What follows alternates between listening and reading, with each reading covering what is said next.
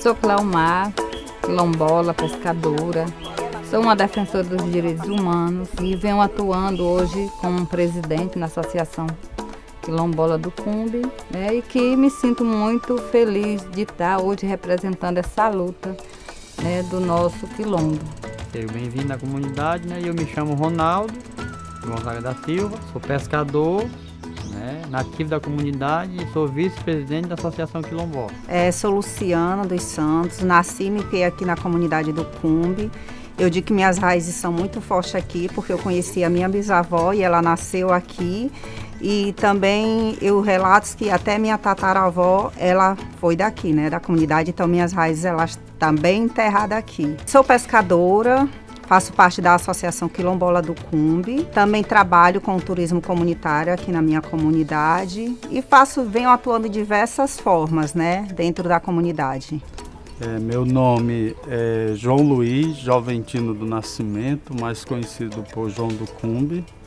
Me identifico como quilombola, sou defensor de direitos humanos, educador popular, milito no movimento de pescadores e pescadoras artesanais, o MPP, o movimento quilombola do Ceará. Também participo da OPA, que é uma organização popular que atua aqui na região do Aracati. Sou um dos articuladores da Teia dos Povos do Ceará. E também sou agente cultural no ponto de cultura Chama Maré da Associação Quilombola do Cumbe. Falar um pouco, né, da minha comunidade, eu me sinto assim, muito feliz porque, né, marca muitos momentos, né? E assim, uma das coisas que mais me marcou na minha história é a minha infância, como eu vivi, né, e como vivo hoje. Mas assim, eu falo muito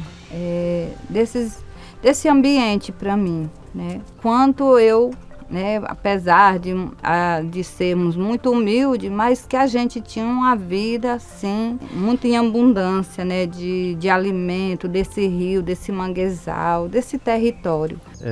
A minha relação, né, com o Cumbe, eu digo que uma relação que envolve ao mesmo tempo, né, a liberdade que eu tinha, né, de correr nas dunas, de nadar nas camboas, né, de ir para as dunas, né, no tempo das lagoas, tomar banho.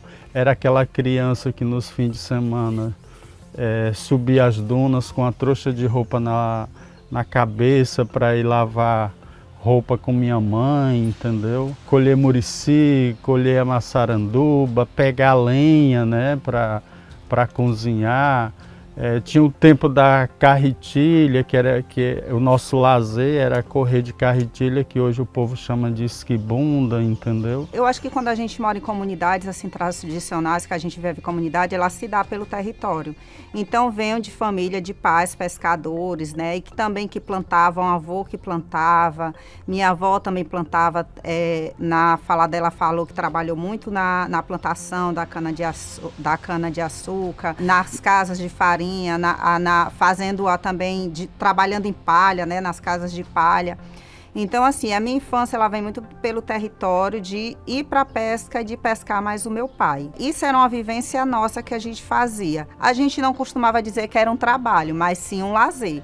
A gente gostava do que fazia, né? Meu pai muitas vezes ia para o rio pescar para trazer o comer para dentro de casa e a gente ia junto com ele. Minha mãe muitas vezes ia para a mariscagem, tirar o marisco e a gente ia junto com ele. E a gente ajudava eles a tirar, ao mesmo tempo a gente brincava naquele território, porque era no rio, a gente ia, tomava o banho de rio, tirava a intã, vinha, trazia em casa, ajudava ela a tirar e dali era servido para o almoço ou para a janta. E agora, no momento desse eu não estava aqui, eu estava na lagoa, tomando banho, me divertindo com meus amigos, jogando futebol. Na época da chuva a gente ia para as dunas, jogar bola em cima das dunas. Como aqui embaixo chovia, virava lama o campo, nós subíamos as dunas, fazíamos um campo lá, né? Quando saía das dunas a gente vinha para a comunidade, aqui, nós chamamos aqui embaixo. Eu acompanhava meu pai nas pescarias, que toda vez que ele ia pescar, às vezes eu não queria ir, ele não me levava para aprender. Às vezes eu queria ir mesmo, eu quero ir, mas tinha dia que eu não queria ir, mas assim mesmo ele me levava. Eu tinha que aprender a profissão dele. Foi uma infância, né, e uma adolescência muito muito boa, né? Muito saudável, né? Mentalmente, né? Os laços de união eram mais presentes na comunidade, todo mundo se ajuntava e se ajudava, entendeu? E com o passar do tempo foi começando mudar as atividades que aqui eram desenvolvidas, entendeu? Então, além da gente usar ele como lazer, a gente usava também para tirar nossos alimentos de lá. Por exemplo, na Dunas, a gente ia muito para as catas de murici. A gente, criança, se acordava cedo e ia e catava o murici, catava a castanha, que também tinha muito caju na Dunas, e trazia para dentro de casa, e ali também era servido como alimento. E o meu trabalho no Rio, como acompanhava meu pai, ia só para... Como ele era muito pequeno ainda, eu ia só para ver ele trabalhando. E isso tornava uma brincadeira. Ele ia para um curral, eu ficava tomando banho, ele ia jogar uma rede, eu ficava lá tomando banho, olhando, observando. Isso aí para mim era a melhor coisa do mundo, né? No momento que eu pouco estudei, mas no momento que eu não tinha aula, eu me acompanhava ele, né? E isso aí eu cresci desse jeito. Eu me sinto muito provocada, né, quando o nosso ambiente, eu vejo que ele está adoecido. É quando o território ele está sentindo algo que está desequilibrado. E isso me fazia eu ficar muito incomodada com isso. E aí é quando começa a se desenvolver, né, nos anos 90, a atividade de criação de camarão em cativeiro, né? Uma atividade que chega com um discurso de progresso, desenvolvimento, dizendo que as nossas atividades, a exemplo da pesca artesanal, é atrasada, catar caranguejo, a pesca, a mariscagem pelas mulheres não gerava renda, o que gerava renda era trabalhar, destruir o mangue, entendeu? Para trabalhar para eles, né? A história da carteira assinada e tudo mais, e com isso começam, né, os tempos, né, da chegada dessas atividades que começam a instalar dentro da comunidade um conflito interno dentre aqueles, né, que são cooptados por essas atividades ditas modernas e aqueles que querem continuar com seus modos tradicionais. E eu, por ser pescadora, né, filha de pescadores, eu senti o ambiente triste, um ambiente que não estava sadio, né? E esse cotidiano me fazia fazer essa leitura desse ambiente, das águas, do manguezal, da minha atividade. Então eu não tirava mais a quantidade de marisco que eu tirava antes, né? Plantas nativas que precisavam daquela quantidade de água começaram a morrer, né? As águas que tinha nascente em todo o canto da comunidade, você via as nascentes, começou a se sumir. Aí a gente começou a ser limitado de subir a duna, porque a gente podia subir, nós conhecia aqui em Chico de Lourdes, no Francisco era uma subida, aqui no Xavier outra subida, no Bibidi tinha uma subida, no sítio do meu avô tinha uma subida, lá em Correia tinha outra subida, e começou a fechar, limitar, né, os espaços da gente, começou a privatizar. E isso me fez eu lutar, né, lutar pelo território, lutar pelos direitos humanos. Nós como pescador e pescadora, e a gente sentia essa necessidade que estava refletindo em nossas vidas. Esse ambiente que estava desequilibrado, esse ambiente que estava sendo degradado, poluído, né, por conta dos empreendimentos aqui chegando. A gente é provocada nesse sentido, dessa agressão, e que refletia em nossas vidas. E a gente diz, não vamos deixar isso acontecer. Hoje o grande desafio da associação de nós comunidades, né, daqui Quilombola do Cumbe, é o desafio de lutar pelo território livre. Porque só tendo território livre, a gente vai continuar o bem viver da gente. Porque se privatiza a praia, se privatiza rio, se privatiza dunas. Então, como é que se eu estou contando aqui que o meu bem viver foi no território, foi tendo meu livre acesso a ele, tirando meu pescado, indo a hora que eu quiser, e agora eu me encontro com isso privatizado, cercado, poluído, né? Então, hoje o nosso grande desafio é ter o nosso território livre. Quando meu pai falava da minha avó, da minha bisavó, eu não cheguei a conhecer, elas morreram, né, antes de eu conhecer. Eu acho que é uma perda, porque há muitos saberes perdidos também quando você não tem, acho que mais vínculo que repassa, né? Dizem assim, a importância das práticas, as práticas culturais, as práticas diárias que a gente faz. Então, assim, uma coisa que eu trago hoje, eu não quero perder minha prática, apesar que eu sou uma pescadora de plantar, que eu via minhas mães fazendo os canteiros, as verduras, né, ter seu cheiro verde para botar no pirão de peixe. E eu via aquilo, minha mãe matando galinha. Então, era uma comunidade que eu via autossuficiente, que se mantinha sem precisar a gente estar em outros cantos. Então, aqui se criava, aqui se pescava, aqui se plantava. Então, aqui é um lugar sagrado para nós e que já sofreu algumas agressões, vandalismo, quiseram tirar. E aí nós fizemos um mutirão e fizemos essa base aqui, ó, para sustentar. Colocamos esses fios aí porque tem um período do ano que é muito vento, para não sofrer vandalismo e tal. É a tradição viva, é uma cultura viva que é materializada, né, nessas práticas, saberes, entendeu? Que compõem esse território quilombola, né? Então, aqui nós também podemos estar vivenciando, né, essa tradição.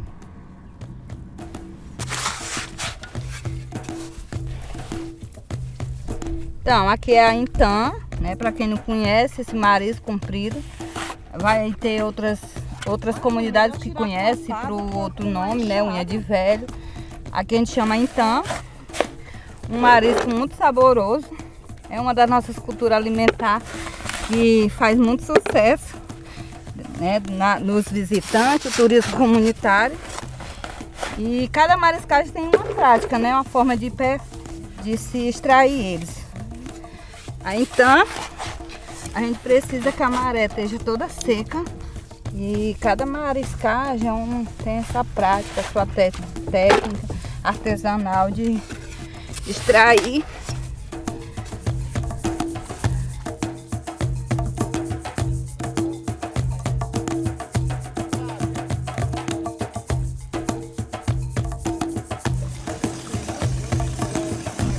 Nós estamos aqui catando ostra, né, aqui no Rio Jaguaribe. Aí aqui o sistema é esse, aqui tudo é ostra, todas estão vivas. Quando ela está fechada assim porque ela está viva. Tudo é miúda. Se você vê uma ostra aberta, ela está morta, não é para colher. E aqui tem um monte, mas tem uma mais grande aqui no meio. Licença aí. Aqui é um dos trabalhos aqui dos marisqueiros da região, é coletar ostra. Pronto, essa ostra aqui a gente leva também para o comer no mato, sabe? A ostra não pode faltar. Eu sempre digo para os visitantes que chegam aqui para saborear ela assada, porque muita gente que chega aqui não tem o costume de comer assada. Esse de comer assada é um costume nosso, bem antigo, que a gente ia para a beira do rio com nossos pais e tirava, na época as ostras eram muito grandes e comia assada. Agora nós vamos, né, fazer a ostra assada, né? Pegamos a madeira do mangue morta, seca, né, para fazer. E a gente disse que vamos fazer as ostras defumadas. Um diferencial do turismo comunitário e do comer no mato é fazer essas ostras, né, assadas ou defumadas com a madeira do mangue. E o que a gente quer mostrar a esses visitantes é esse turismo, que é a história da comunidade, ela contar a sua luta, ela contar a resistência que faz e que a gente mostra e que a gente partilha, né, esses saberes, como fazer. Para florescer, né, o mundo, né, florescer o bem viver, esse bem viver que precisa estar conectado, né, com os sistemas ambientais aqui presentes. Esse bem viver tem que estar conectado, né, com o mangue saudável, a camboa saudável, com a dona sem portarias de entrada dizendo quem é que pode e quem é que não pode entrar, né, sem ter vigilância, né, na praia, ou seja, sem ter elementos, né, que nos desterritorializa daquele lugar, né, que nos provoca essa morte, né, essa morte do conhecimento, essa morte dessa biointeração que temos com esses elementos aqui presentes, né? E eu acho que aqui a gente já deu o ponto de partida, né? Florescer, cuidar dos nossos, cuidar do meio ambiente, vivenciar isso tudo e mostrar para o mundo, que é isso que a gente está fazendo, não só é para a gente, mas a gente está mostrando para o mundo o quanto é importante se preservar, o quanto é importante viver em comunidade, né? Para a gente aqui é muito importante. Por exemplo, eu, em vez de sair daqui, de ser expulsa daqui, eu preferi lutar pelo meu lugar, pelo meu bem viver. E assim, consequentemente, eu estou lutando pelo meio, não é só por mim, mas pelo meio de todos, porque eu acredito que o rio, o mangue, como eu já disse, ele é um berçário, eles são vidas que sustentam outras vidas, então eu estou preservando o meio e o meio de todos. Não mangue de mim, não mangue. Sou mangue e vou lhe contar. Não mangue de mim, não mangue, por feio me querem dar. O caranguejo que na praia você come, o camarão que pula na sua barriga. Vê se me entende, homem, vê se me entende. O que em mim se cria, vê se me entende, é o que mata a sua fome. Não mangue de mim, não mangue, sou mangue e vou lhe contar. Não mangue de mim, não mangue, por feio me querem dar. A lama negra que você não quer dar nome. Tem aratu, tem sururu, ostra do mangue. Vê se me entende, homem, vê se me entende. O que em mim se cria, vê se me entende, é o que mata a sua fome. Não mangue de mim, não mangue, sou mangue, vou lhe contar. Não mangue de mim, sou mangue, por feio me querem dar. O caranguejo que na praia você come, o camarão que pula na sua barriga. Vê se me entende, homem, o que em mim se cria. Vê se me entende, é o que mata a sua fome. Vê se me entende, homem, o que em mim se cria. Vê se me entende, é o que mata a sua fome. Não mangue de mim, não mangue, sou mangue, vou lhe contar. Não mangue de mim, sou mangue, por feio nem querem dar. A lama negra que você não quer dar nome, tem aratu, tem sururu, ostra do mangue. Vê se me entende, homem, o que em mim se cria. Vê se me entende, é o que mata a sua fome.